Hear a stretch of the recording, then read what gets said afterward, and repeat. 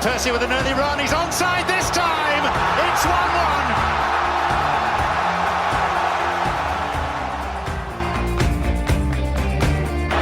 Schürrle, it's 7! It's Mario Götze! What a goal! What a goal to win a World Cup! 4 games in a day, 2 groups decided, and oh my word, so much to talk about. How the hell am I going to keep this to just 15 minutes or so?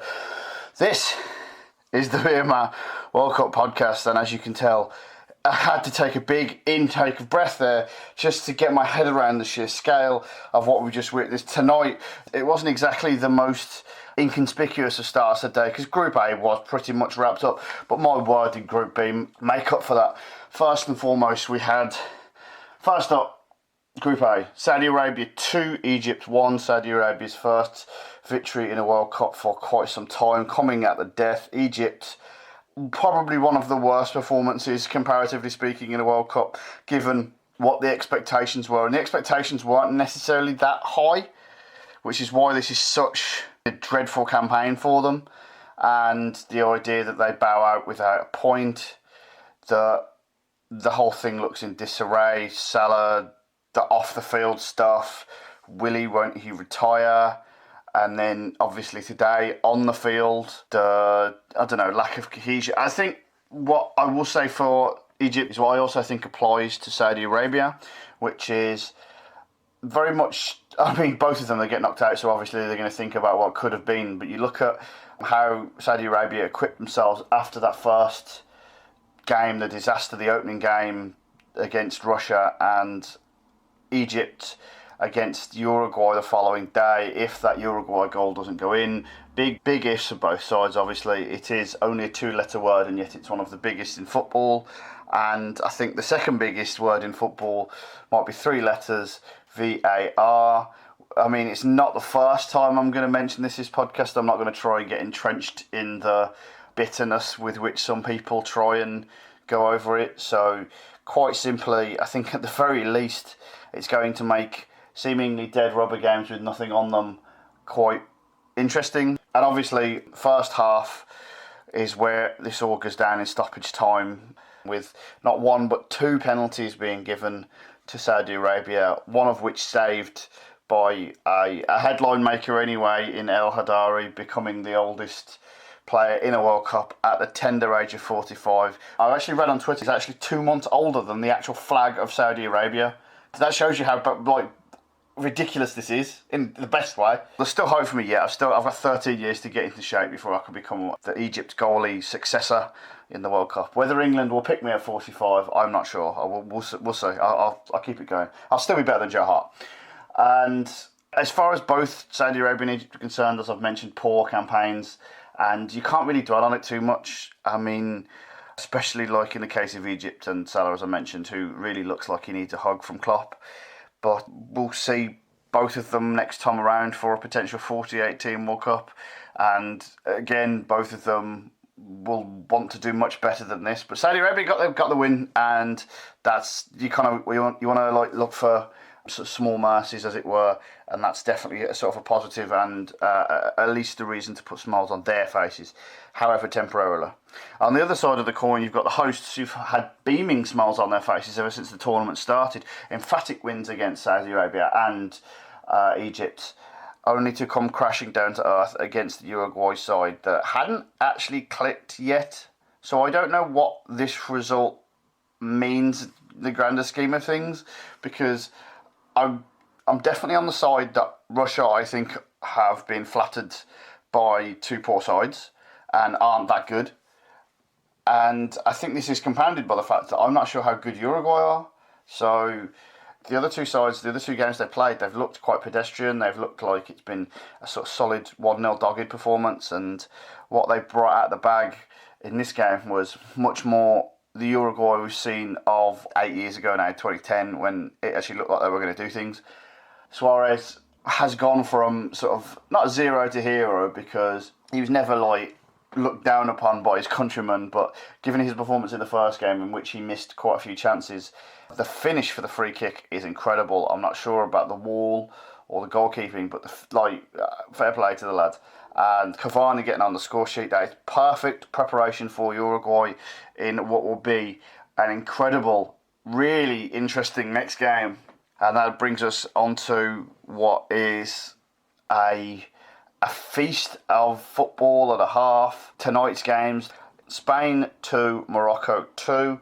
Morocco avoiding defeat and avoiding the ignominy of becoming, as I described them before, as they've been described quite roundly, as the best side to ever get 0 points, but they managed to get a point. And you look at the performances that Morocco put in against Spain and Portugal, and again, I said it with Egypt and that late goal for Uruguay, that Morocco performance against Iran now, they will be kicking themselves. And it goes to show you that, like, cliches are there for a reason, and the whole thing of, like, you don't want to lose your first game, because in both groups I think we've seen instances of how powerful that can be and how much pressure that puts on the other two games. And as far as Morocco are concerned, it's quite stunning actually how well they bounced back from that to put in this and show everyone why they were sort of being tipped as someone to upset the apple cart in this group, and yet still not really get anything from it because of what happened against Iran. And Morocco will sort of have sense of, okay, then that sort of justifies where we thought we were before the tournament. Won't be any comfort for them not being in the second round, obviously. And speaking of teams that won't actually be comforted in not being in the second round, and speaking of teams that have put in one hell of a performance, it's Iran. This group, first and foremost, has been so tight. And you look at the points difference on paper, and it's like, okay, yeah. The team that's at the bottom of that is probably the team that's, over the course of the 3 games, performed the most admirably.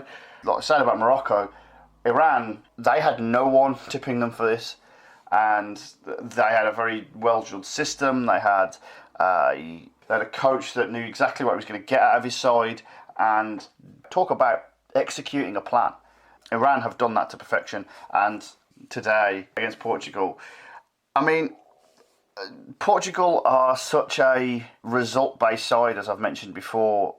I think the question I would ask involving Iran, before we get into the video stuff, is this idea of, would them being slightly more attacking, would it have made them more vulnerable? Would they have not been able to get to this point?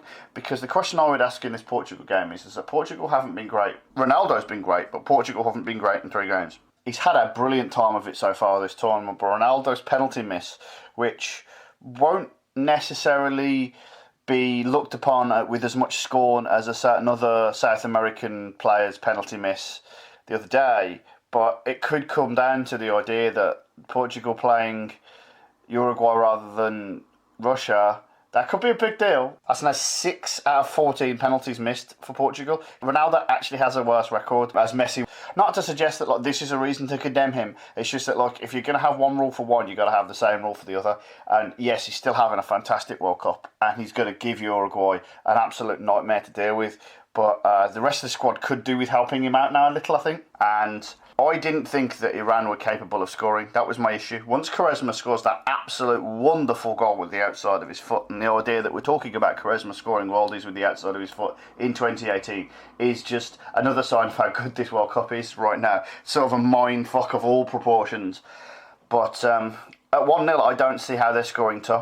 Obviously, they get 1 through the penalty spot, and that's their first goal, remember, in this tournament that has been scored by an Iranian player. And let's also not forget that after all the chaos of the video replays and the late penalty, that Iran still had a chance to win it. And the finish, I mean, it hit the side netting, but there was a moment in time when it was, oh, they're going to do this. And it wasn't meant to be, but that would have been the most climactic finish after the Germany game the other day, where we had the most climactic. It could have been, it has been amazing, and it just could have been. There's so many, like, the little details that you sort of forget about and then they come back and you remember it, and it'll be lost in the shuffle, obviously, with the quote-unquote controversy. The video technology, it appears to have sort of upset the old guard, and we knew this anyway, to be honest with you. Mark Lawrenson, he could not handle any of this, and the fact that he's going crazy for certain instances and going, oh, this is the worst thing I've ever seen, and then when one of the Portuguese players made a challenge and he lost his mind going, this is, oh, what? Oh, he's going to get sent off. And then he watches the replay and he's like, no, actually that wasn't too bad. That's VAR, you dickhead. I think the problem for me is that it's not supposed to erase all question or erase all argument or debate or all this. And if that's the case, if that was the case, then there's no point. It's done anyway. The whole point of this was to give the referee a second view or a second set of eyes. And if he still decides, after having seen it a few times, that he's still going to make a poor decision, that's kind of on the referee. The idea that, the perfect example is, I'll give you, if there's no video technology and the Spain-Morocco game ends 2-1 to Morocco, and that goal at the end is incorrectly ruled out for offside, we're having the same conversation but on the other end of the spectrum. How did the referee not see that this? How did the linesman not see that this was onside? This is a disgrace. We should have the technology to change this. And we did, and it was ruled correctly, and Spain got the equaliser. And Spain's hero, if you could call it that, getting them through to the top spot in the group, Iago Aspas. Man, who knew that guy that everyone thought was really terrible actually wasn't as terrible as people thought? A sample size of one season where they don't really play very much and are then thrust into high pressure situations after having not really a lot of gelling with the squad. Who knew that wasn't good enough to judge a person's entire career? I'm not saying he was fantastic back then. Far from it. It's just, it's nice to see that like you can move on after being written off as completely the worst player ever if you don't succeed in the Premier League. Next time, get him on the corners. So there's still a human making the decision. It's not the guy in the studio. It's not the actual some sort of computer algorithm. It is the referee. And if he wants to give Iran a penalty for something that you would say is debatable at best, then that's not the fault of the process. Football has this history of blaming a system when something is just wrong with that system and can be corrected. Zonal marking springs to mind there big time. And so when it comes down to it, what we end up with are two second-round games set. Portugal against Uruguay and Spain against Russia. The hosts are going to have to up their game massively. I haven't even really talked about Spain on this, and to be honest with you, there's not that much to say. Of these four teams that have gone through, they're probably the side that has the biggest, we've still yet to see ceiling to come. And hopefully they can pull it out of the bag. They're definitely going to need to against the Russia side that will be very, very up for that. And also very, very wary after the performance against Uruguay. There's going to be some tweaks made in training, you would imagine. And also Portugal against Uruguay. That is, talk about like VAR making it entertaining. Look, Suarez is sharpening his teeth as we speak. I am so up for this. I am so ready for this Portugal-Uruguay game. It is going to be violent. It is going to be angry. It is going to be a war. And look, I'm fine with it. It's going to be brilliant, is basically what I'm saying. And tomorrow we've got 2 more groups, 4 more games. I suspect if it's anything like tonight, then we'll have even more to talk about.